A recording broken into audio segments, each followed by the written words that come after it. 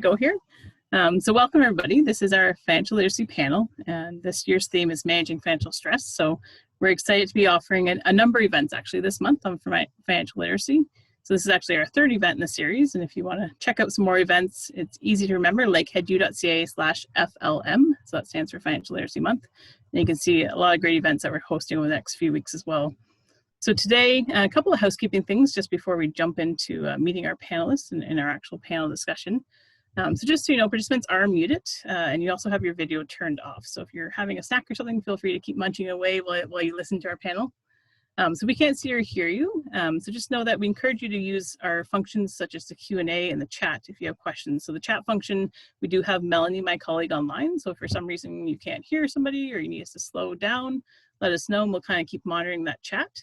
The Q&A function, which is also kind of in the middle of your screen at the bottom, that is a place that if you do have questions, if time permits at the end, we will take some questions from attendees. We have a set series of questions that we'll go through first, but if you want to put your question there, if you think of something along the way, feel free to chat it into that Q&A feature.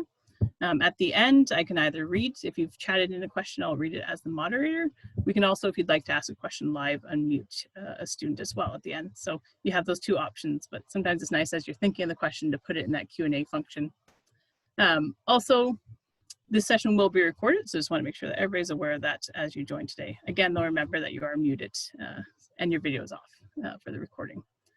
So, a quick introduction for myself. My name is Jessie Clark, and I'm a Student Central Professional on the Orillia campus. As I mentioned, I'm joined by Melanie, who's an Enrollment Services Professional, also on the Orillia campus, and we're hosting a number of these Financial Literacy Month events.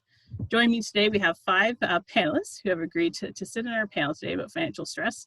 So I'm going to briefly pass it over just for a quick introduction of their role, as well as their name, and then we're actually going to jump into the kind of the series of questions that we have today. So I'm just going to kind of go on my screen. It's different on Zoom. We don't really have them sitting in a row that we can nicely pass over to the first person. So I'm actually just going to go based on my screen, and first on my screen I have Karen. So Karen, if you want to take a moment to introduce yourself. Hi, good morning. It's still morning. Good morning, everyone. I'm Karen Shalley, and I'm a financial counselor. I work with Thunder Bay Counseling. So this is the work that I do every day. There's 3 of us that do this work in the office. I'll talk a little bit more about the work we do a little bit later, but excited to be part of today. And we're doing a bunch of Financial Literacy Month events as well, just so we're providing information and letting people know where they can reach out and get information. So hope everyone enjoys today. Perfect. Thanks, Karen. Next, I have Irene. Hello, thanks for inviting me. I'm Irene Pugliese, and I'm the Manager of Wellness Services at Student Health and Wellness on the Thunder Bay campus. Next, we have Dr. Musquash. Hi, my name is Dr. Ashlyn Musquash. I'm a clinical psychologist and an assistant professor in the Department of Psychology at Lakehead University. So I'm really pleased to be here today. I think this topic's really important, so I look forward to talking with you all about it. Next, we have Josh. Hi, my name is Josh Levac, and I'm the Associate Registrar for Student Awards and Financial Aid here at Lakehead University. So thanks for having me, and I look forward to the discussion. Thank you. And last but not least, we have Prabhat. Hello everyone, my name is Prabhat Singh Ahuja. I'm the Vice President of Operations and Finance at LUSU, and thank you so much for having me here. Perfect. Awesome. Well, without further ado, we'll kind of jump into the topics. Like I mentioned, managing financial stress is kind of our overarching theme for this panel. We have developed a series of about 10 different questions and really kind of taking a holistic approach to looking at financial stress. So first, we're going to start a little more broader, kind of, delving into, what is stress in general versus financial stress, financial literacy in general, and then kind of detailing down into, supports and services and ways that we can manage financial stress, ways that it impacts us, and kind of some practical advice moving forwards for students as well on this topic. So each question will kind of let you know who it's directed to, and then we'll read out the question, and we're going to have our panelists just raise their hands. So I'll kind of just call on panelists if you can use your raise hand feature, which is found in the participants there, and then that'll kind of give us an order of speaking. So our first question, given your background and your current occupation, can you please elaborate on why you feel the topic of financial literacy would have increased relevance for post-secondary students at this time? This question is directed to all panelists, so if you'd like to weigh in on this, please raise your hand.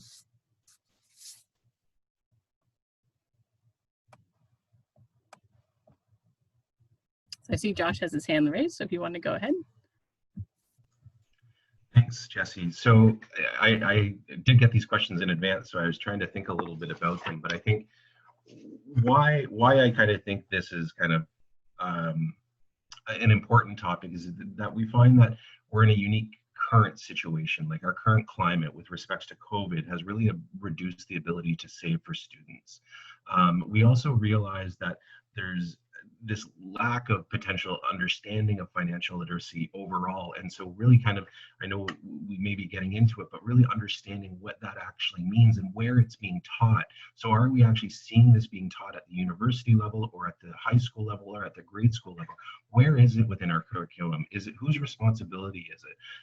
And I think when I think of that, that's kind of where I believe that it is very relevant for post-secondary students at this time, because they need to figure out how to handle their money. In a lot of situations, this is the first time that students are away from their nest, if you will, and I'll call it a nest, from the fact of their parents, their support structure. So they're potentially moving away or becoming a lot more independent. And with that, the understanding, having an understanding of financial literacy is really, really important, just because then they can start to understand how to manage their money. And really, I like to use the word adulting and how to become an adult.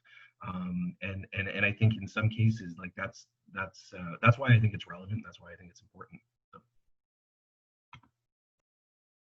Perfect. Thanks, Josh. We also had Karen that might want to add on to that too. Hi, yeah, leaving the nest, that's a good way to put it. So the work that I do, we talk about financial literacy all the time. And I think why it's so, well, you use the word increased relevance is because of the exceptional circumstances that we're going through. And I think that people are either having direct impact of what's going on with COVID, or they've seen impact with their family and friends. And, you know, it's in the news all the time. So I think that people are starting to realize that, you know what, maybe I really should save some money or have some money put aside. So they're realizing that, you know, these are things where a lot of things are sort of coming together, and realizing there's more information that needs to be had in order to sort of deal with these circumstances. So it's kind of like a forced circumstances to kind of deal with things. You know, kids have, kids and students have, or students I should say, have, you know, lost the opportunity for their summer jobs, for employment throughout the year. So it's really had an impact on a lot of people. And again, you know, they're relying on that to sort of help with their paying for their school. And it is impacting everyone. And you know, financial literacy is a skill, and it does take time to learn, and all of a sudden they're thrown into these circumstances, and being away at school if they're away from home, where, you know, they may be looking around like, I'm not really sure how to handle all of this. So it sort of has kind of been forced a little bit quicker than probably is ideal. No, excellent point for sure. Josh, did you have another comment to make? I think you raised your hand again. Yeah, I did, and I was just thinking about this as well too, and it's different. We're in a unique situation, and this will hopefully not come up too often to this session, but pretty sure it will. But we are in a unique situation this year, and one area that I kind of don't want to kind of lose out on either is that before COVID, I think it's still even relevant, even so at this time, because we're really inundated with a lot of social media posts and on what people are doing and seeing what they're doing, and all of a sudden you get these wants and needs that you have. So like these desires of, and I'll call it, and it's documented, keeping up with the Joneses, right? So, oh, my friend has the best of this and all of that, and sometimes that's not always the case, and you can't always have that. And so I think it's also relevant because there's a lot of influences out there. Even though we're in these unique times, there's still a lot of influences out there for us, for social media, and really kind of pushing us and making almost us feel inadequate if we don't have the best, or we don't have everything that we need, and really kind of understanding that. And that seems to kind of be like a little bit disjunct of saying like, well, what does it matter if I'm watching social media? But that influences those social media posts influence our decisions. And when those influence our decisions, we also need to potentially have the finances or the means in order to get there. And because of our current climate of where we are with respect to COVID, we may not necessarily have those. And so I think it's really, really kind of critical that we take a check on where we are currently within our whole system and see, do we have the resources in order to meet the needs that we need? And in the case of students, do the students have the resources that they need in order to be academically successful as well? And we have such a varied population of students, right? We have mature students, we have direct from high school too, so they're going to have different needs too, and different financial needs for sure. Prabja, I think you want to add something in as well. Yes, thank you. I think financial literacy is a very important topic as it is, because with the student debt and all the expenses students incur apart from study, that's so important that students know how to save. Even if it's like $10 a month, it's a lifelong skill that they need to learn to buying a house or saving in the TFSA accounts or RSP. That's something if we teach them in the university or schools, that it's a lifelong skill that's going to help them throughout their life. And with all the expenses that's happening, even with COVID, students didn't get to work. If that's safe a little bit for this time, it will help them in the future as well. So I think that's really important to save from the very beginning since you start school, even no matter what the amount is. For sure. It's definitely a skill that we need to start early, right? Because it is a lifelong skill, like you said. Irene, you want to jump in as well? Yeah, I was just going to follow up, like Josh had said. I think that this is not something new. I think, you know, in my role doing counseling with students, I know that finance has come up as a stressor, right? It's a very common stressor that students struggle with. And now with the context with COVID and all of the ramifications of that, it's like an added layer on top of it, right? So definitely really important to be aware of this. And I think, you know, when students identify it as a stressor, they come with different levels of skill and knowledge around financial literacy. And so, you know, definitely something that I think is useful to have people really check in and think about, you know, where did I learn how to do the things that I do with budgeting and with money and things like that. That's some great feedback. I think kind of really just describe the relevance of it, especially during this time. You know, we've talked about COVID and really the relevance of it starting early. Never too early, really, to start those financial literacy skills and building that knowledge and that collection of knowledge.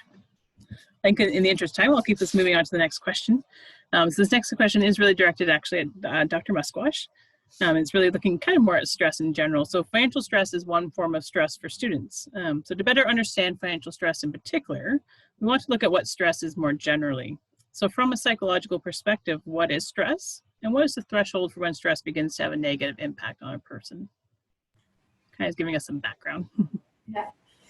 Yeah, so stress is a good question. Stress is often a concept that can be misunderstood. There's sort of many definitions. We have stress, we have stressors.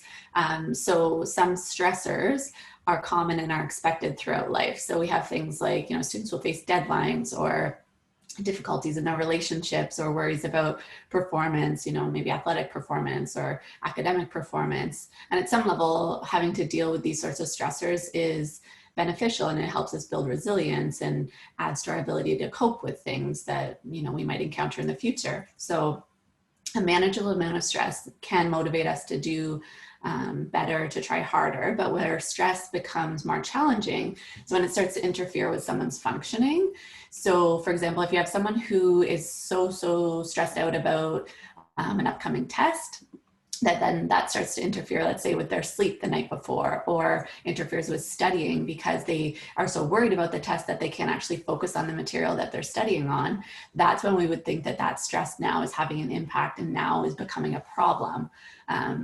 So we think about like acute stress, which might be right after like some problem happens and dealing with it in that moment. But we also have chronic stress, where that's where you start to see that the experience with stress and having those impacts on functioning starts to really disrupt life and starts to lead to more difficulties and more problems, and maybe a situation where a student may want to seek out some help to manage the stress when it starts to really interfere with either their academics or their relationships or their mental health. That would be where, we would suggest, and probably Irene would agree, to seek out some support and help to try to manage that and those impacts so it doesn't cause too much disruption in life. Anybody else wanted to jump in on that question at all or have any comments? Oh, great. I think that gives us a good point. Like you said, there's acute stressors. There's kind of that good maybe bit of stress that helps to motivate, but then it's when it becomes impactful. And in terms of financial stress specifically, do you think that's often, I guess what I'm trying to say is it often a stressor that you see becoming more problematic, specifically if we look at financial stress, do you think? Yeah, I think so. I think financial stress kind of makes all other stress more difficult to deal with. Like if you're worried about, being able to pay for rent, being able to buy your books for school, being able to buy food, any other stressors that you have, like, worries about your relationships or worries about your academics, that may just be amplified, and everything kind of feeds off one another. So yeah, I definitely think, especially right now, as the other panelists have said, like dealing with COVID, like many students maybe didn't have the opportunity to work at the summer jobs that they might have had because of COVID. So now we're coming into the academic year, maybe not having saved as much money or maybe experiencing more debt.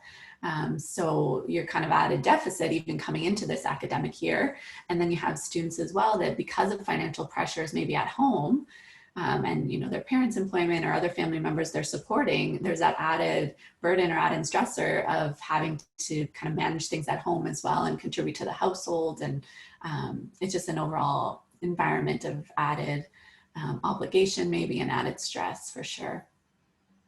Yeah, almost like a domino effect, I think. Mm-hmm. How I think of it, right? And this underlying stressor that then is impacting, like you said, other stressors may become magnified or impacted, right? No, that's great. Thank you very much for that. Moving on to the next question. This one's kind of pulling in, now that we've kind of looked at stress, pulling in financial literacy, and we're going to start to tie these together in terms of financial stress and financial literacy and supports and resources. So this next question really probably is mostly directed to Josh and Karen, although anybody else who would like to chime in, certainly feel free. So how would you describe what it means to be financially literate? And what does financial literacy encompass, specifically for students that are currently in post-secondary education? So kind of what do we mean by when we're talking about all this financial literacy talk?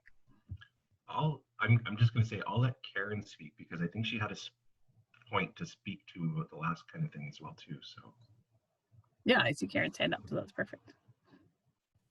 Oh, and all I was going to say about what Dr. Musquash talked about, the stress and finances, what I find, and we've all had different stressors in our life, but I do find that sometimes finances are the easy one to push to the side when you're dealing with school and home life and relationships. So what I find is that sometimes it's not easier, that's not the word, but it's common that finances kind of get pushed to the end because sometimes people have only so much coping ability. So that's what I find a lot in the work that I do. So that's fair enough, I guess. So, but we'll talk a little bit about dealing with the financial stress in a little bit. But so talking about financial literacy, so not to give a big speech about the government involvement, but because there's Financial Literacy Month, Lakehead University is involved, like we're involved all across the country. There's all kinds of events about financial literacy. And the really big piece of this is that the government and people who are involved in this recognize that we didn't learn enough from our parents in grade school,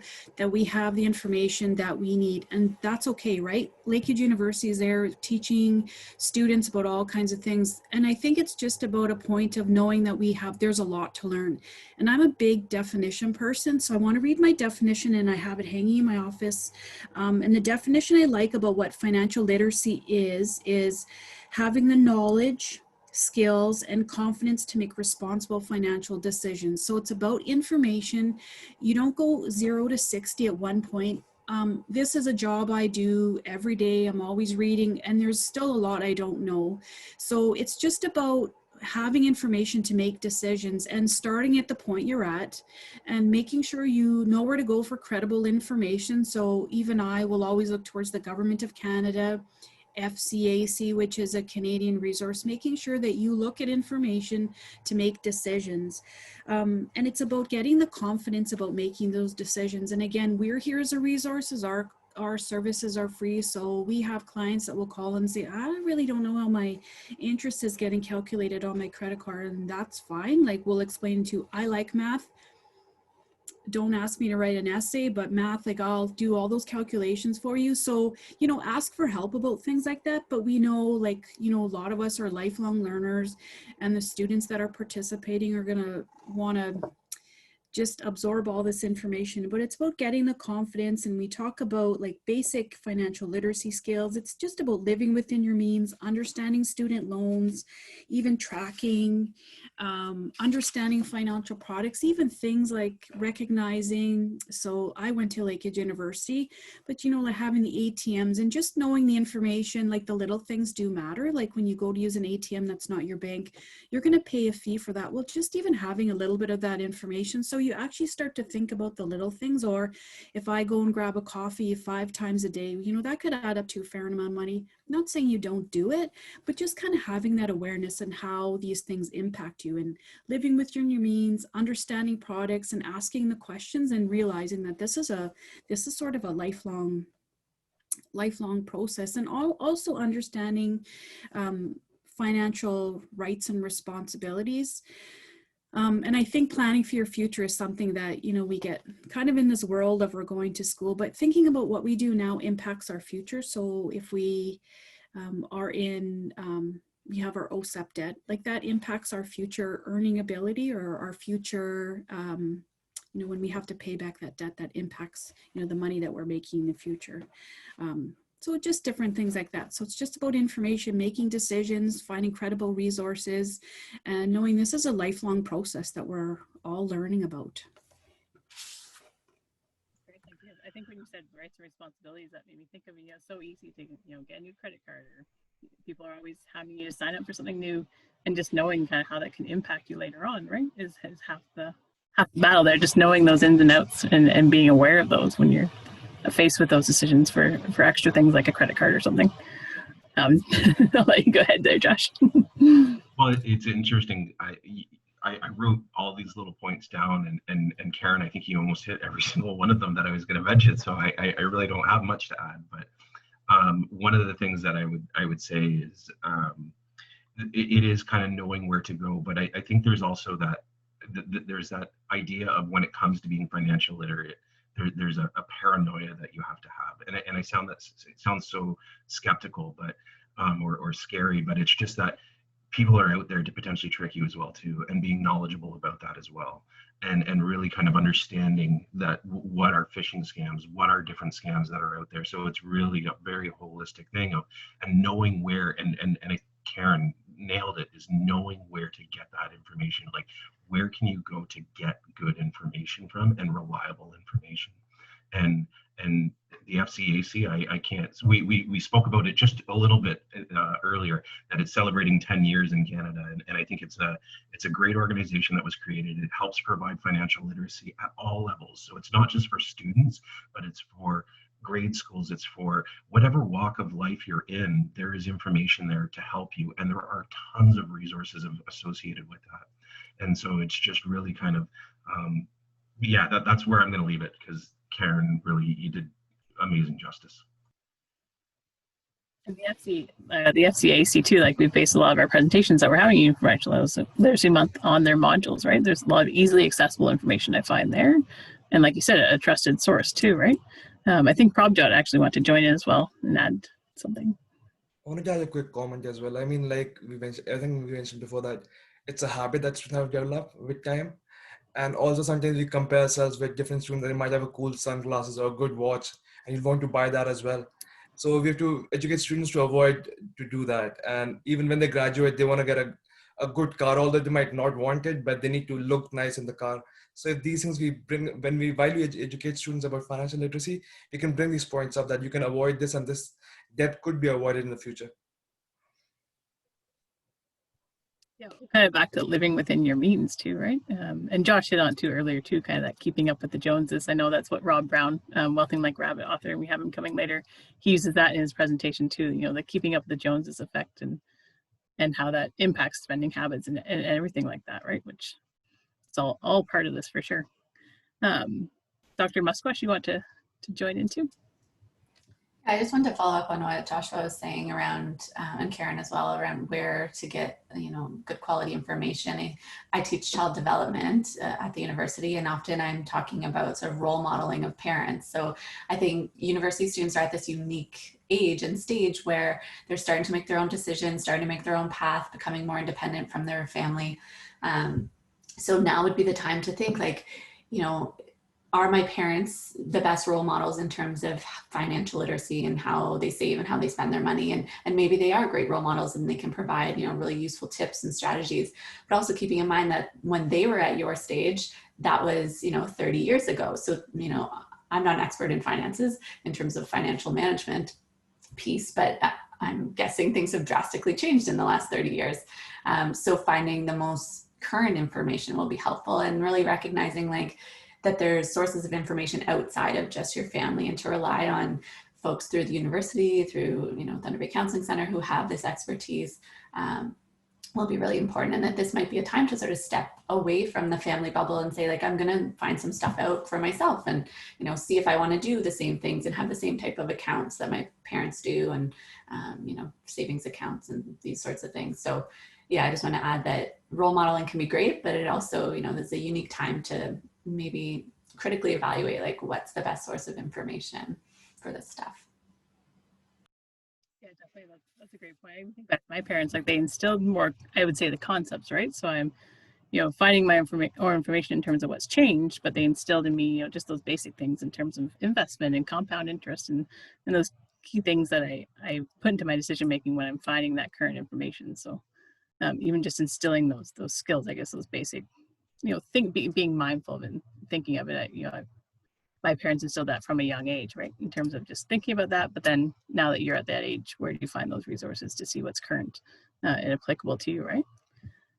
That's a great discussion. Thank you, everybody. We're going to kind of go into the middle, and what we're going to really kind of try to do now is kind of tie in the impact. So we've kind of looked at, what is financial literacy? What does it encompass? What does that mean for students? Kind of looked at in general stress and what does that mean? So now kind of moving into impacts and of stress in general, as well as impacts of financial stress and how it's going to manifest in our student population. So the next question is probably more directed really to Dr. Musquash and Irene. And this question is kind of more in general, again, with the impacts of stress. So before we kind of delve into financial stress specifically, but what are some common impacts of stress in general? And you can talk about financial stress as well. And what would we typically encounter when a student is in distress? So what are those kind of, not warning signs, but kind of those things that we start to see and that we might start to realize there's concerns?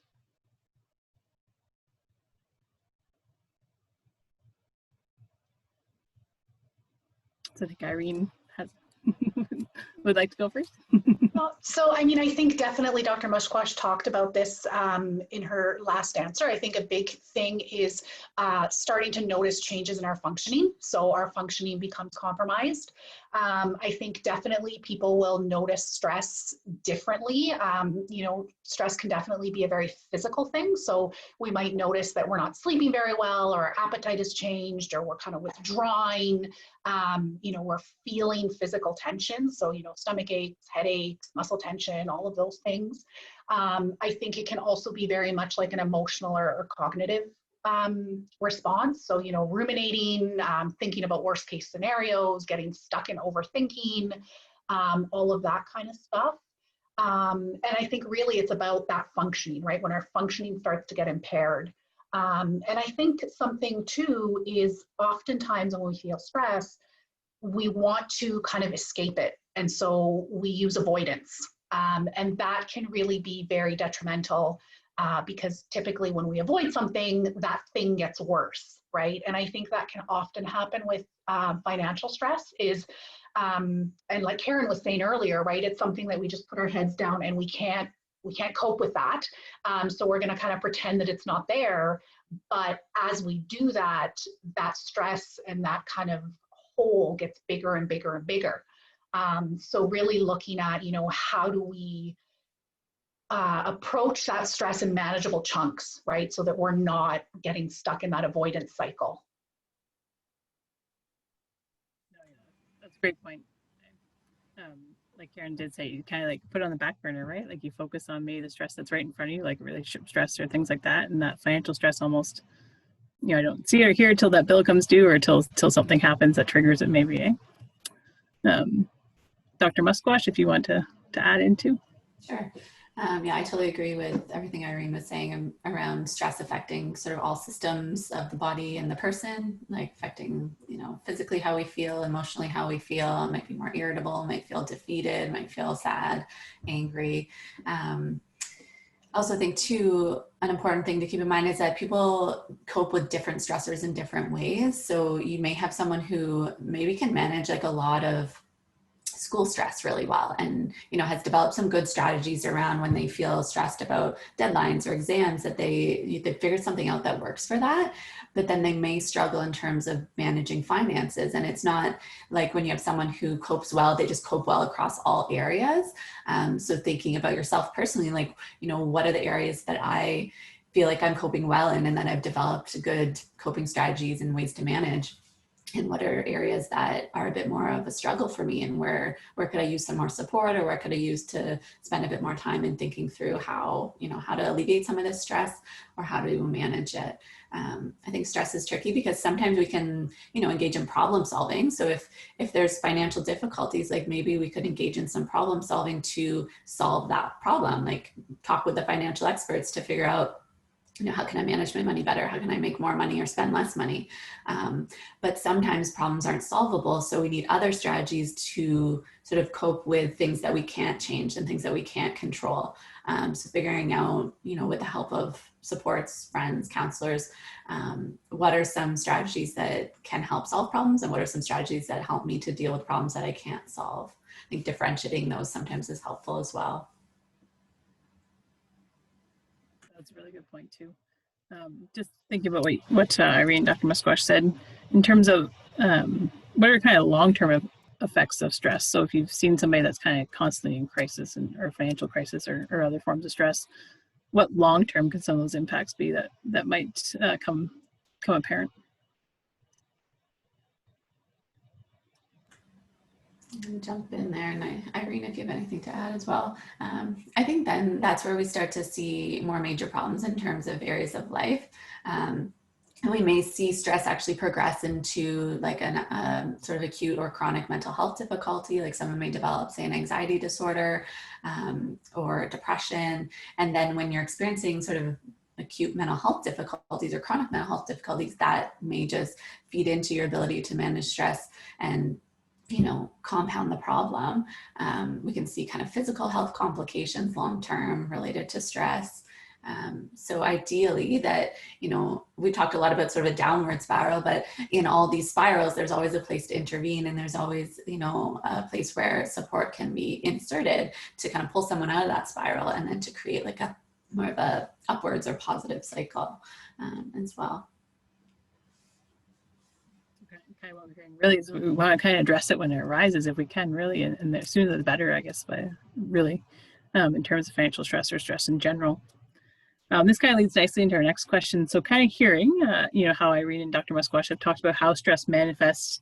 This question is really open to all panelists if you'd like to share anything, but within your role, do you have any specific examples that you could share of how students have displayed or reacted to financial stress? So general examples of a time that you can think of and what that's looked like when that's being manifested, that stress of finances.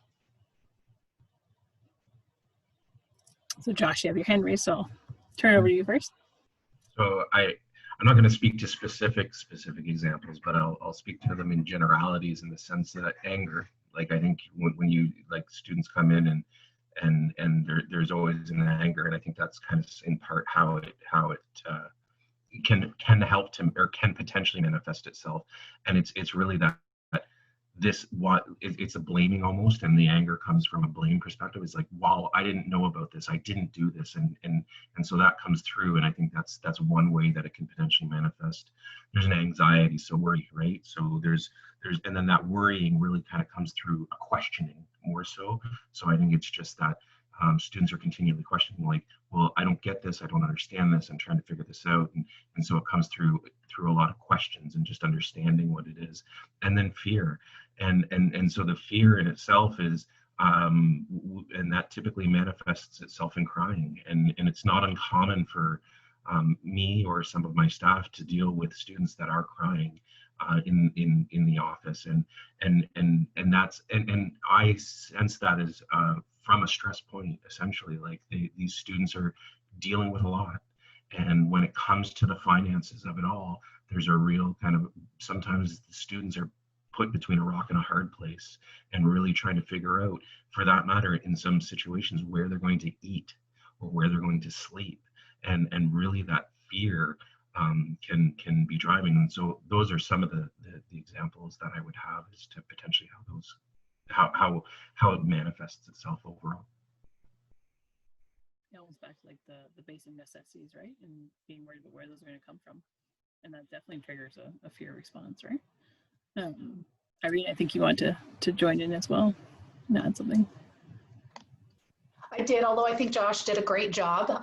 Definitely, I mean, I think I would see a lot of those similar things, right? Like people are going to react to things like that. I think commonly would be, fear, anger, sadness. So, people might be crying, people might be really angry. And I think a lot of times too, people begin to feel hopeless, right? And they're just not sure, they just feel like they're drowning. They're not sure how they're going to get out of this place. And it feels really overwhelming for them, right? To kind of experience that. And they get like stuck in that preoccupation, right? And I think also kind of recognizing, like Josh said, I mean, sometimes, if we're worried about where we're going to sleep or what we're going to eat, there's very little space for any other brain functioning to be going on, right? Because those are our basic needs. If we are worried about those getting met, we can't really worry about other things. I think that goes back to the cyclical nature almost too that we talked about before, and that domino effect really of then, that triggering all those other stressors too. Prabhat, you want to add too? I just want to echo what Josh and Eileen said on that students, they start crying and they have all those issues. And also sometimes they spend the money they don't have, in terms of when they're studying, they have time to cook. They'll probably order something on Visa and they'll keep doing that throughout the exam season. And when their 4 assignments due, 3 papers due, whatever, I think that also affects them a lot.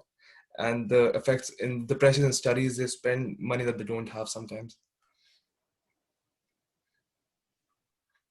Something that compiles as buyer's remorse sometimes, right? You've been spending this money without really realizing, how much you've been spending until it accumulates, and then we see kind of that breakdown sometimes happening, or really coming to surface what the reality is almost, right?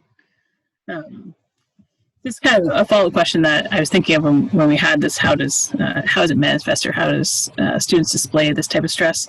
And this is probably mostly directed to Dr. Musquash, because we're looking at kind of the psychological aspect again. But is there by chance, is there a part of the brain or a personality trait that really is connected with one's ability to be more financially conscious? So do we see that in terms of, I'm thinking probably maybe more a personality trait or something, but that kind of correlates with being more financially mindful and being able to manage financial stress maybe a little better. For sure. Yeah, I like this question. I think both are true. There's a part of the brain that is responsible for resisting impulses, or for planning for the future, thinking things through, making decisions. So that's a part of the brain called the prefrontal cortex.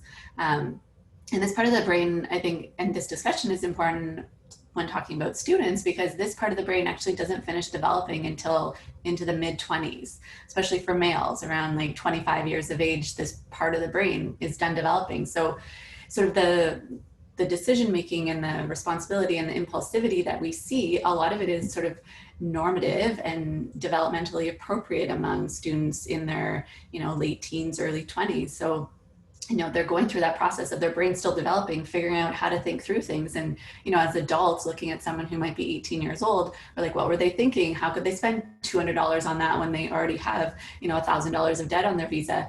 But it's, it's part of not being sort of finished developing yet. And in the same way that we wouldn't expect like a 1-year-old to be able to, run up and down the stairs. They're not finished developing yet. So I think part of that has to go into the understanding that, there is a part of the brain that is responsible for this.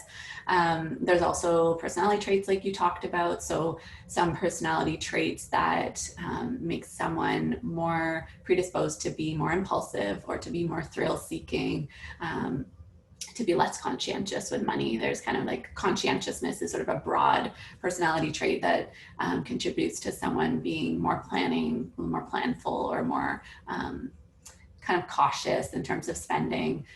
So those personality traits would be relevant. And for someone, they may not realize like what their personality disposition is. So just kind of personality tends to be pervasive across different situations. So if someone is wondering like, oh, am I someone who's more impulsive? Like to think even outside of money, like how do I approach decisions? How do I approach relationships? How do I approach money? How do I approach purchases? And okay, maybe I am someone who reacts a little bit more impulsively. And so that will be something that someone has to kind of like work within. So even two people in the exact same financial situation, if one has a propensity to be more impulsive, they're going to have a harder time resisting that purchase, or when they're out with friends, resisting, buying everybody dinner, buying everyone a round of drinks. Like that's going to be harder to resist for some people.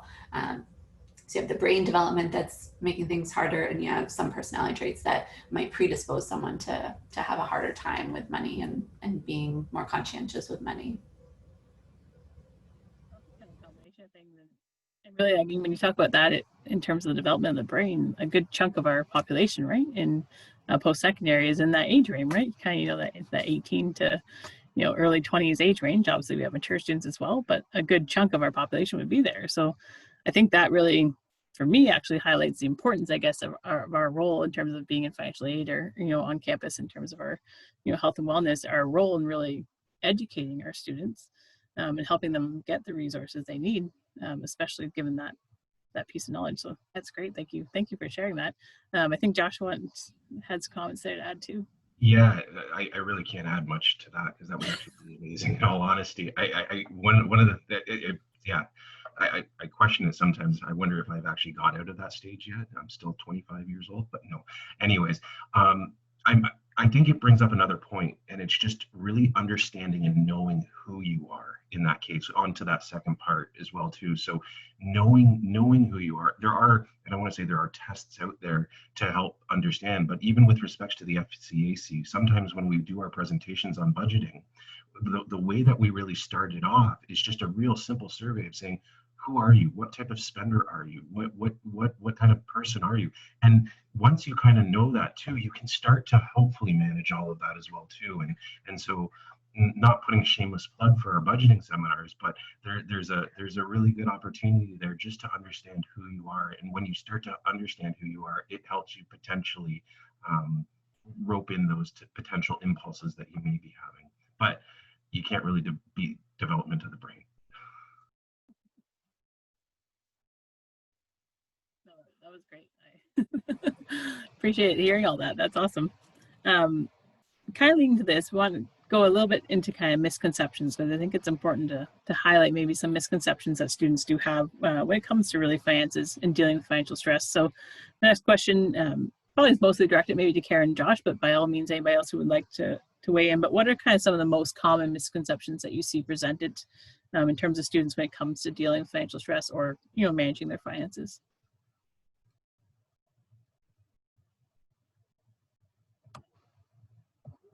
Karen, if you want to start us out there. Josh, do you want to go first? I think I took your points last time. No, that's actually, it's actually all right. You may do it again. Okay. Okay. And so I think that probably, not just with students, but with younger people, I think one common misconception is it doesn't really matter. I don't really have to take this too seriously. I don't have a mortgage, I don't have a car payment, so it's really not a big deal. So I think that's probably one of the first misconceptions, in that they don't need to pay attention. It doesn't really matter. I'll worry about it later. So the OSAP, the debt, and that kind of thing. And, I'm not going to get into the brain development. That's not the direction I'm going. And that they, there is, just because this is the first probably experience they have being as independent as they are, like with their finances, if they're away from school, if they've got a student loan, paying for school, paying for books, like it's a really big step from high school to university. So it's a big step, and, they may or may not be ready for it, but it's just the misunderstanding that it doesn't really matter. And, if they kind of run into some hiccups, and then there's the temptations too, I guess. And then if they run into a little bit of trouble there, it's a bit embarrassing to ask for help, and that doesn't really change at any age. And I see a lot of that in my office where, older people come in and they're just embarrassed because they haven't managed better, that they should know better. But it's not really, we're all learning. There's a lot to know, and life happens to everyone. But I think that's probably the biggest misconception, is they just think it doesn't matter. Like, they don't really need to budget. They don't have a lot of money, and they don't have big income. There's, not a lot of debt payments, if any. So I think that's probably the biggest misconception, that just doesn't matter yet. But we try to encourage good habits, because you get into good habits now. So Josh, you were talking about that a little bit, about like the little habits that you have now can really help you later on if you live within your means. Watch your extra fees that you're paying for. So money that's just going for no purpose, whether it's interest or extra fees at the ATM, that stuff does really matter, and it does help you build your financial future. Yeah, Yeah. I was Go gonna ahead, say, Josh. you didn't take all of my points. It's okay. No, it was the other thing that I would say, and you did touch to it a little bit, but it would be that you're unique, and I think that would be something. And so I know my mom always told me that I was unique, and there's probably reasons I am. But when it comes to finances, and that if you're experiencing difficulties, you're not unique. You're like, it sounds terrible. There are other people within your situation, and realize that. So, and then you nailed it, Karen, as well too, with respects to embarrassment, is that you're embarrassed because of it. But remember that you're not unique, and because you're not unique, there are other people within this. And it's just that, it's how I think it gets back into that comment as well too, of just society, and this blanket statement of society, of how we view it. And finances are something that are very kind of kept secret, kept personal, and kept between you and me, and you don't want to kind of share that information at all. And when you start to experience those difficulties, then at that point, you don't want to share that, and you're like, I got to be the only one, because I'm following Instagram and I'm seeing all my friends doing this, or I'm listening to the news, and the Kardashians are doing this, or whatever it may be. And it's irrelevant. Just focus on you, and you're the most important in all of this. But know that even if you are experiencing these difficulties, you're not unique. But then with that too, it's also important to realize that there are places to turn. So in the fact that if you are dealing with this, realizing that there are areas that can potentially assist you, because I think that's another misconception, where people just don't know where to go, or don't believe that there's things out there. They may know of it or whatever, but they don't know that Thunder Bay Counseling exists, or they don't know that student awards and financial aid at the Thunder Bay campus can try to help provide some budgeting advice, or whatever it may be. That's on me in part as well too, for student awards and financial aid, to make sure that people know that. But knowing to potentially turn, and not being afraid to ask, and realizing that it's okay to I don't want to normalize it, but essentially it's normal. It can be normal. So that's all. That was the thing that probably stuck out the most to me in both of what Josh and Karen said, was the embarrassment piece, right? It's almost like you feel like you should know this. You think it's a basic concept maybe, and why I shouldn't ask about it. I should just know how to do this. And then you're kind of floundering on your own, trying to figure this out, when there's resources here and we want to help. And I guess part of that is creating a culture of being okay to ask for help, and feeling that, again, that you're not alone. And these are skills that we're all working on and all developing at any age, really. So how do we create that culture, I guess, for our students, that they feel okay to reach out about those things too? I think that's a big piece of it. So that's great. Did anybody else want to jump in on that question before we move on?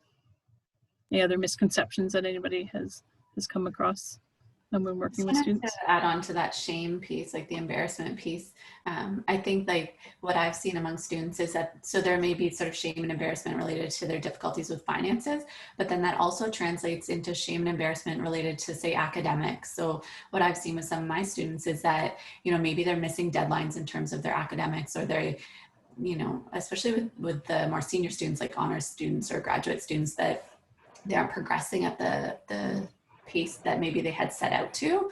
And part of that may be because they're struggling financially. So they're having maybe to spend more time at their part-time job than they intended to. So there's shame associated with sort of the academics associated, or the impact on academics as a result of the financial stress. So you see this shame kind of be pervasive throughout, the multiple types of stress, and then how that presents itself.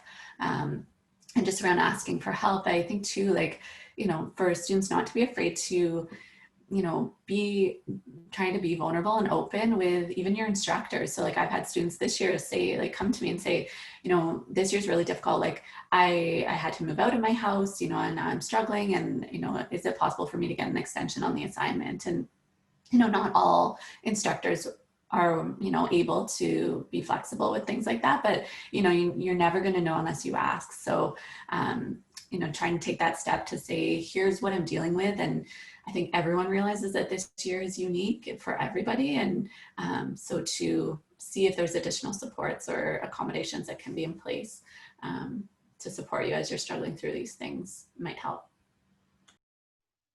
That's almost another layer too, like you're talking about coping mechanisms earlier, and how, like, you develop some good coping mechanisms for certain areas, but not other areas. So if it's a student that, like you said, feels confident and feels like they have good coping strategies for academics, but it's actually a different stressor, the financial stressor that's impacting that can be like a double layer, right? Now the area that they thought they were okay and they thought they had under control is now suffering as a result of the financial stress. So again, the ripple, I guess, it all kind of ripples out.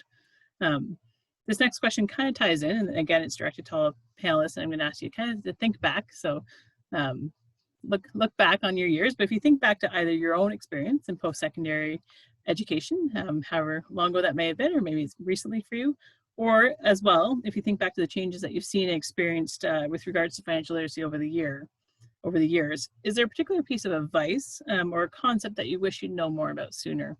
So thinking back to any misconceptions you may have had in post-secondary studies, or just how financial literacy has changed over the years and those changes you've seen, I guess, is there a piece of advice or something you wish somebody had told you about sooner, or you know more about sooner, that might have changed things for you earlier on? I might take a moment to think back to a good example. Oh, Josh got one for us. I'll let Josh start off. Yeah, I have to think back 20 years. So I'll throw that out there. So that's quite some time. But mine's really simple. But I would say building and sticking to a budget. And that's where I would really say, like, I know, and yeah, it sounds so kind of just normal, but in my day, but this financial literacy really didn't exist. It did in a way, but it was really kind of taught by your parents. That's who it was. And it was your parents that potentially did that. And so if they didn't really instill anything into you, then you were just kind of left to flounder on your own, and you had to use your own kind of reasoning and logic and planning. And so there wasn't really that ability to do that. So I'm kind of touching into, this is how it's changed, because 10 years after I graduated, the FCAC, the Financial Consumer Agency of Canada, was created. And then now we're 10 years after that, and it's celebrating its 10-year anniversary. So there's a lot of resources out there now. And yeah, okay, so I'm really dating myself. Internet really didn't exist when I was in university and in my undergrad specifically. And so the resources that we had to do is we had to go to like a library, in all honesty, and look stuff up. And that's fine. And that's what it's there for, and still there for. But still, regardless of all that, it was kind of like putting all of that together and realizing, okay, becoming responsible and saying, I need to plan for this. So really it's building that budget and sticking to that budget would be like the really kind of key piece that I missed in my undergrad specifically. Yeah, no. Budgeting, I think, is a key part. I think it's great that we have it like as part of even our work study program, right? The first module is budgeting. It's that kind of basic skill, right? That starts you out in the right foot.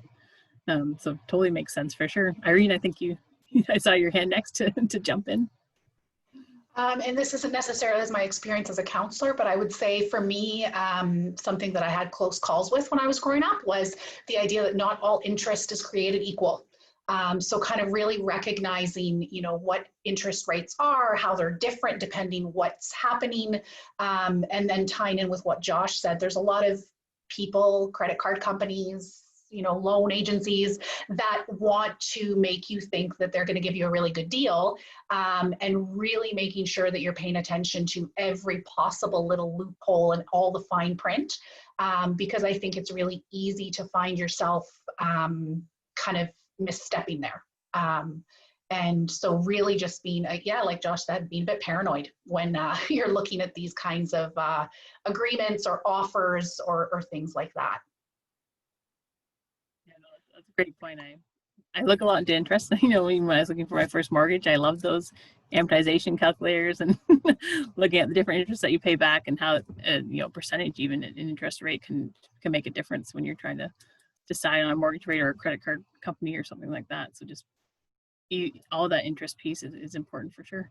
Prabja, I think I saw your hand next go up there. Thank you. I can speak from the international lens. I was an international student. I just finished this April, so I don't know much about the Canadian economy on how you open accounts or what RRSPs, what TFS is. And it was, I think, my second year when I went to a presentation in the study of wealth like rabbits. That's the first time I actually, there's something like this. I had friends who didn't know much as well, but they were financially more literate than me because they were older. So I was in good hands that way, but learning about the Canadian economy was really important for me, like how you save money in Canada or what tools you have to save money and building a budget. There was something that you mentioned in that presentation, and that kind of gave me a little understanding on how could I save money in the future. I'll put a little plug in there that we do have Rob Brown, that same presentation coming back, Wealthing Like Rabbits. So it's November 26th. So check it out and join. But like you said, he's got some great kind of really honing in on some basic skills and some points to make in that presentation that I think is great for students to hear to get them started really. So thanks for sharing that. That's awesome. Karen, I saw your hand as well there. Yeah, so I think for me, something I think I wished I would have been able to know a little bit more, think more about is like leaning into your future, right? Like I think we're so focused on finishing university and getting the job, but leaning into the future. So understanding like what you do now impacts your future. So your OSAP loans, depending what level they're at, any kind of debt. Prabjot, you said about the sort of the time value of money. Like I wished I would have appreciated it more when I was younger. Like I did pretty good with things like that, but I wished I would have appreciated the time value of money. So on the both sides of it, so with debt and with assets and equity and things like that, because we all know when you start sort of saving and that sort of thing when you're young, like it doesn't take very long to save a bunch of money. And but I think it's just really leaning into the future. So whether it's 10 or 20 years and looking at like the tools you were talking about, TFSAs and RESPs and RRSPs, like just kind of knowing what those tools are and thinking at some point you're going to become 40 and 50 and looking at retirement and how managing all of that at a young age and not even almost thinking about it, sort of like doing automatic savings and that sort of thing, but how those little things when you're younger have such a big impact when you start early. So I think that's something that I really try to talk to younger people about, and I think that's something I wished I knew more about than I did. That's a great point out. I think you brought up earlier too, Karen, like the coffees each day. If you think about if you do some sort of automatic savings, like even if you only did with the coffee, you only bought coffee out Tuesday, Thursday, not every day of the week. How much would that add up depending on where you're buying your coffee, right? Whether it's a Starbucks coffee, maybe that's going to be more $5, $6, $7, or Tim Hortons, maybe a little cheaper, but if you start even just trying to have that as a treat more than a regular occurrence, that money could then, start to pile up almost. A little bit of savings, you don't think about it. But yeah, and I mean, when we work with clients, Like, I'm the last person to tell someone that you'd never go out to eat and you don't have coffee, because that's not really what it's about. It's about making decisions about, and it's budgeting. Josh, you've said that several times. There's a difference between doing something all the time and doing something once in a while. So it's just about budgeting. And so again, you know, you said it, Jesse, about maybe having coffee twice a week instead of every day, and then realizing the impact that has. And that's all. Little things. Yeah, you don't want to deprive yourself, or that becomes it's hard to, you know, sustain something, right? If you're depriving and never eating out, never buying a coffee, and that's going to be hard to sustain, right? So if you're just thinking more wisely in terms of how often you're doing it, I feel that helps quite a bit, actually. So that's great. I appreciate all those pieces of advice and things that you've remembered from your times that you wish you'd known. That really leads into kind of our last few questions, which is really more looking at resources and things that are available to students. And now that we've kind of identified, obviously, you know, financial stress does exist, and, you know, it does manifest itself in the student population, and it's obviously a common and problem and concern for multiple students, and we've kind of identified that. So now looking at, you know, how can we help support students and what resources are available, and we've touched on it a little bit, but the next question is really directed to anybody who would like to answer. But what resources specifically are available to Lakehead students who are experiencing financial hardship and the associated effects of financial stress? So really either pieces of those, so tangible resources available to manage those areas.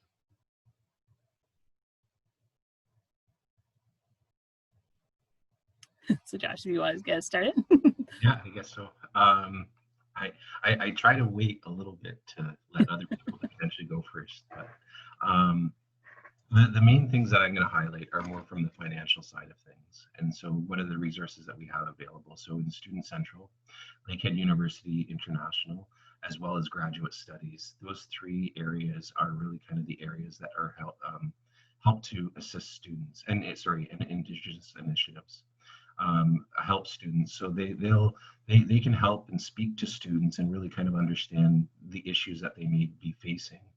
And when it comes to financial sides of things, there's the awards portal that we have, which is called My Awards.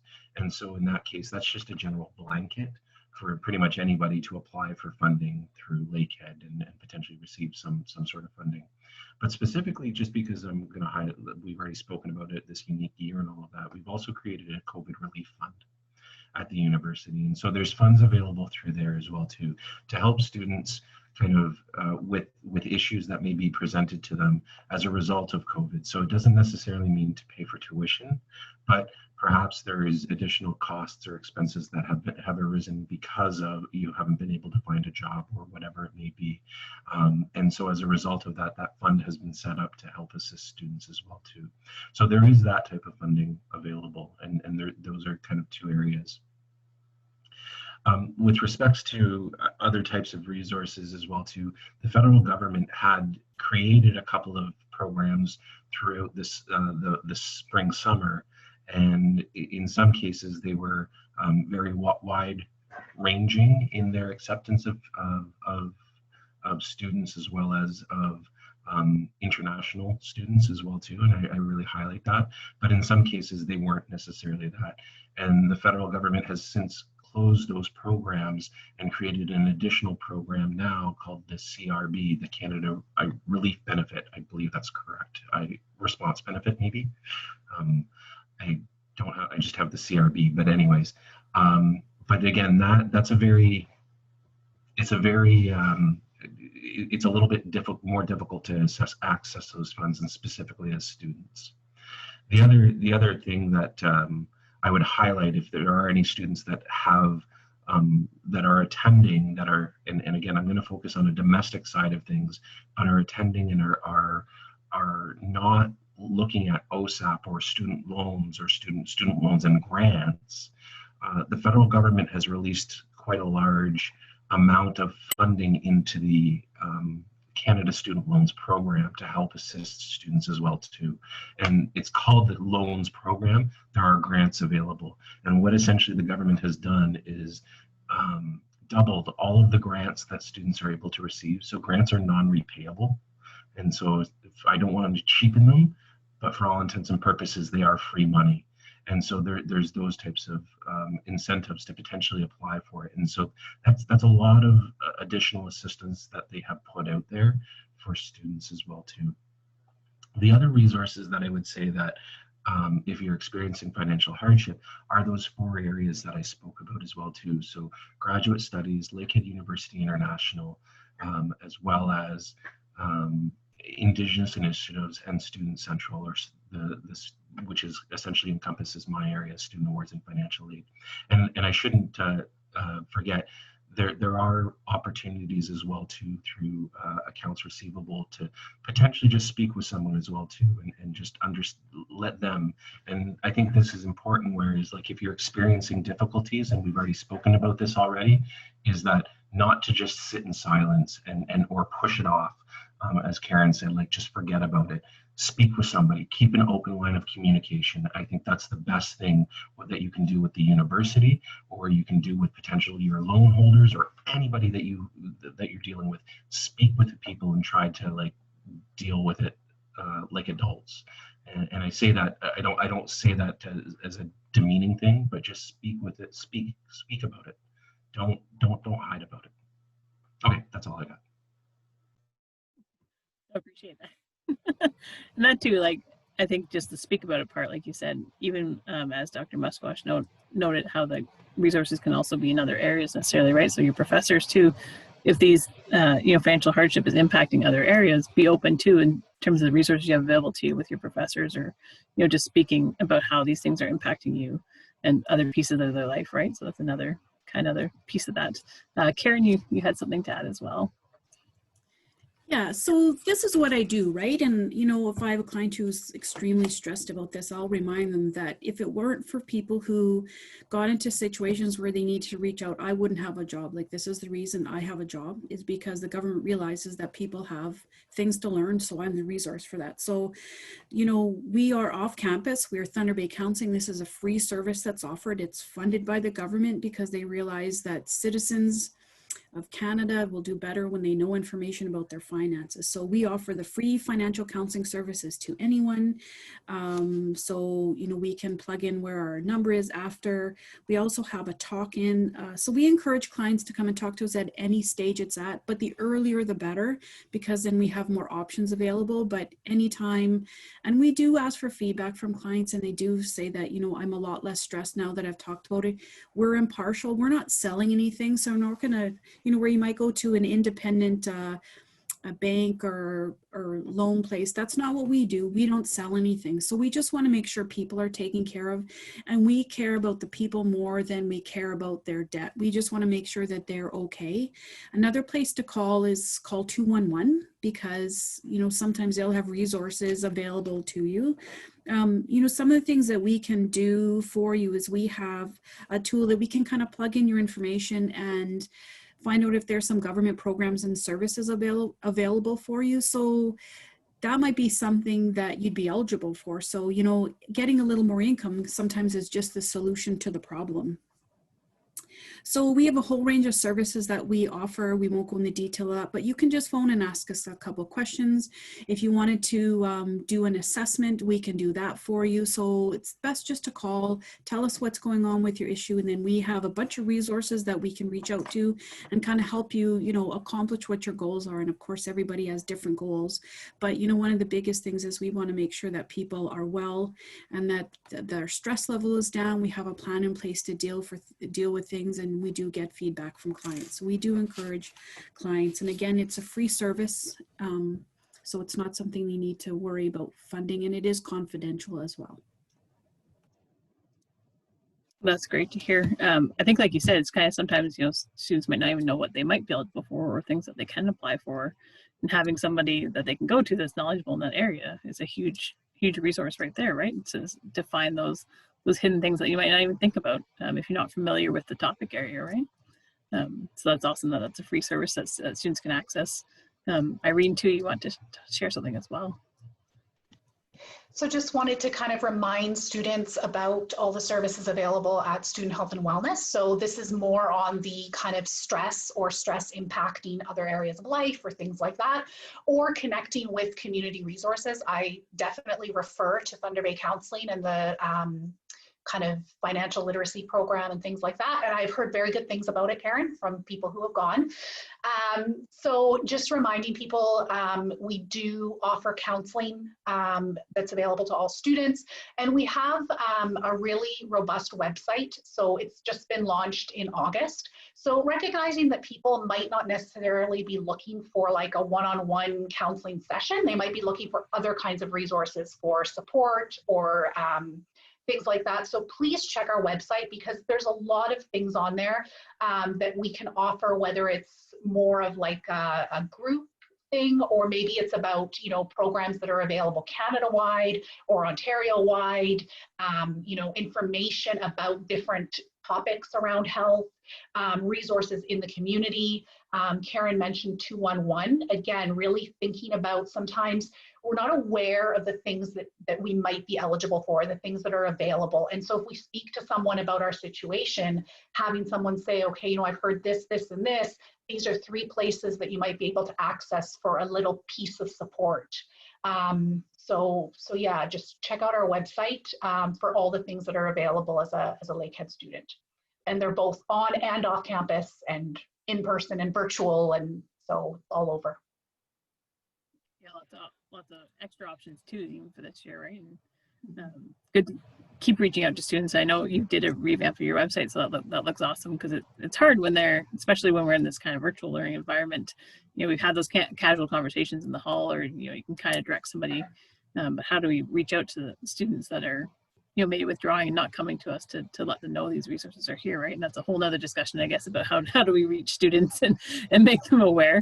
But definitely an important piece. I also want to know, I don't know if you're comfortable speaking at all, Prof. Jeb, but I know LUSU has some great things like the food bank and discount cards and things that are also available to students, if you might be able to tell us a bit about that. Yeah, sure. And for some students are not comfortable going to the offices directly, because receivable, or they can come to us, represent them, to go to those spaces. And also, yes, if they really need some help, we do have the food bank that helps students in terms of help them with food security. And if there's anything like, if students need to travel to conferences or they need some money for their clubs, LUSU does sponsor students for those things as well. So, and we're also working on emergency plan for students for the years to come, that they can apply if they really need money. We are working on that. It's in the works, and it's going to be announced really soon, pending board approval. So we are working. We are trying to provide resources as well.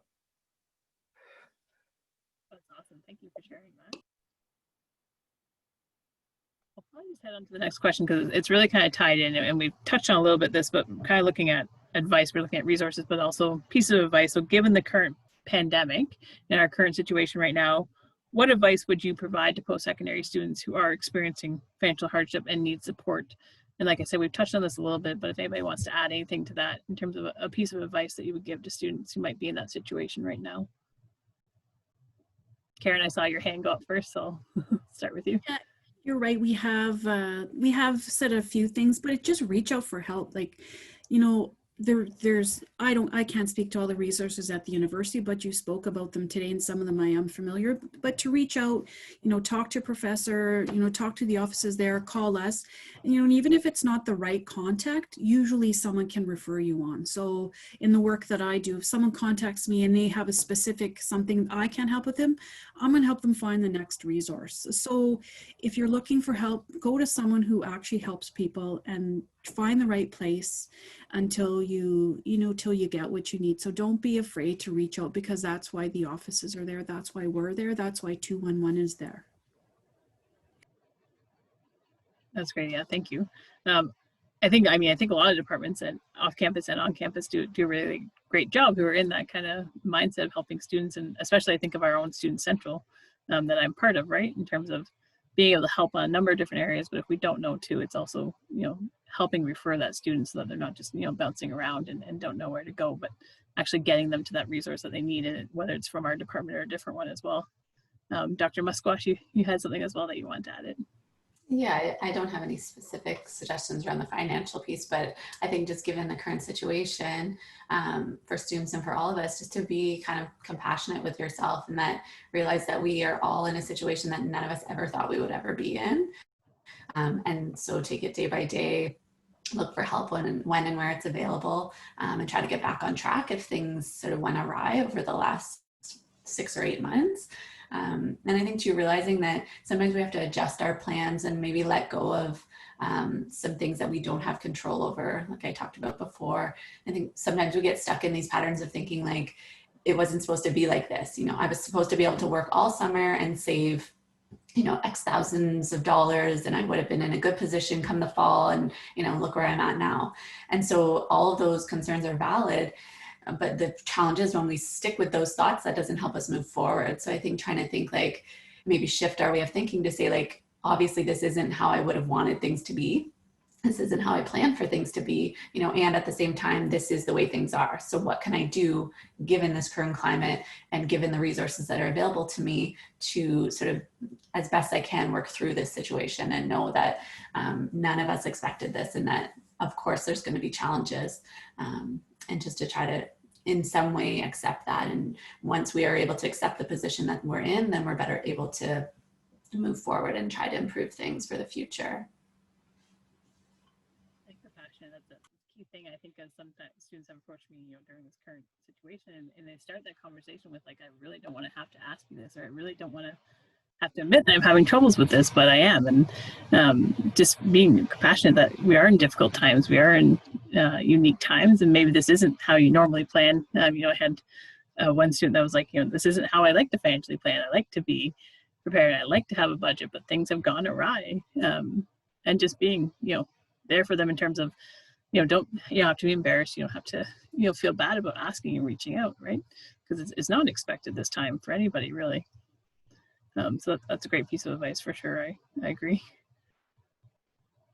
Anybody else have anything they want to add on that?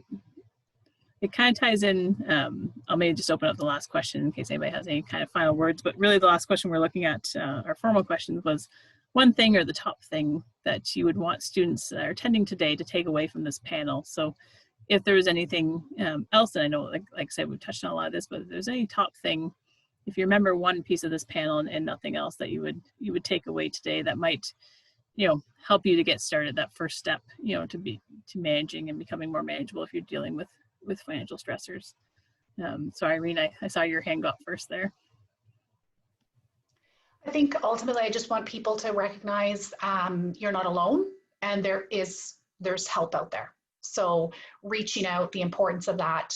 Again, I think a lot of times, you know, that idea of, again, embarrassment, shame keeps us quiet, and that makes the shame and embarrassment worse. And so, yeah, reach out, you're not alone, lots of help out there. And I think we've, you know, demonstrated that there's all kinds of resources that are there for students. So just, you know, reach out when you need to, right? Robja, I think I saw your hand next there. Just to add a little on that, students could start building a habit as soon as possible of saving money, and that could go a long way. Yeah, never too early to start, right? To start that piece, and whether it's just a minimal thing that you're doing, every little bit helps, right? So definitely, yeah, starting early, never too early. Josh, I think I saw your hand next there. Yeah, it's exactly pretty much what Irene said, was that there's supports out there to help. And I think remembering that, but also realizing that they're there to help. They're not there to solve, but they're there to help you. And so that's the purpose of those resources in a lot of cases. So that's great, thank you. Karen, I saw your hand as well there.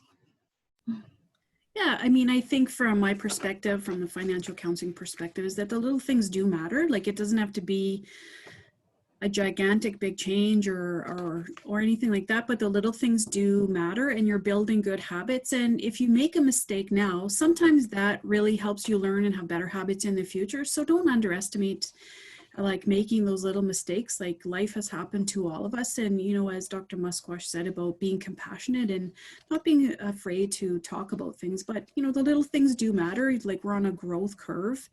Some of us are a little further down than others, but, you know, just being a little more patient with yourself and looking for resources, and, you know, maybe trying to talk to some of your friends if you're comfortable, and, you know, so you're not doing it alone.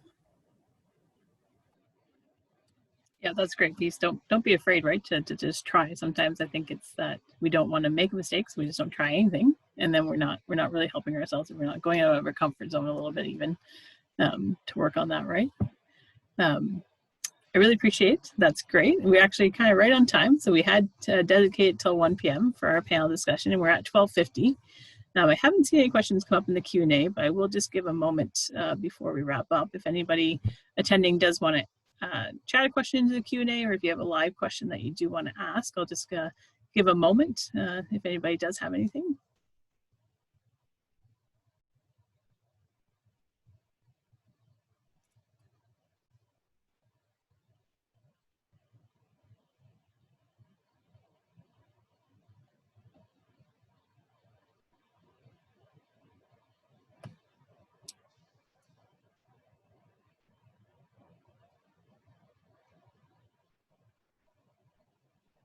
Melanie's also, if you're thinking of any questions, also in the chat there. When we first started too, just for attendees, Melanie did put some information about entering our draws as well. And she just put a little bit more there today. So if you do the links there, if you can get some balance. So also too, while we're just waiting, in case anybody does have a question, put a shameless plug in for some of our upcoming events. So we do have some things coming up in terms of, we have, Saving Investing with Jeff Rock next week happening. This week too, we have credit and debt presentation on Thursday. Like I mentioned, we have Rob Brown coming the last week's on the 26th, doing his Wealth and Like Rabbit presentation and a Q&A from that author. We're also having a Cahoots quiz night, financial literacy quiz night on the 19th, and that's also our panel. So we're having a financial literacy panel, and we'll probably have there as well. Or I just call it a fair. We'll have about probably 6 to 7 different companies and institutions coming to be able to speak to students on some of the resources, the tangible resources available to help with your finances. So that's a great way too to meet some of our community partners and get some more information on different services and supports there. And that's really a casual drop-in style event too. So kind of pop in, visit who you want, chat a little bit, and go around and just kind of drop in as you're able to between classes. So I think I don't see any questions. I haven't seen any in the QA. So I think I'll just kind of wrap us up today a few minutes early and give everybody a couple extra minutes. So just wanted to thank our panelists, everybody for participating today. It's really great to have this wealth of knowledge all in one place. And I appreciate your willingness to do it through Zoom virtually. I think we've really got a lot of great information, and for myself, some different new things that I learned too, and some different resources that I learned about. So I really appreciate everybody joining us today, touching on this topic, which is really relevant, especially during this time, but relevant, at all times, especially in post-secondary students, in terms of managing that financial stress and knowing what's available to help them become more financially literate. So I'll thank everybody, our attendees, our students, for joining us today, and our panelists, and I hope everybody has a wonderful, wonderful Tuesday. Thanks, everyone. Nice to meet everyone. Bye. Thank you. Take care, everyone.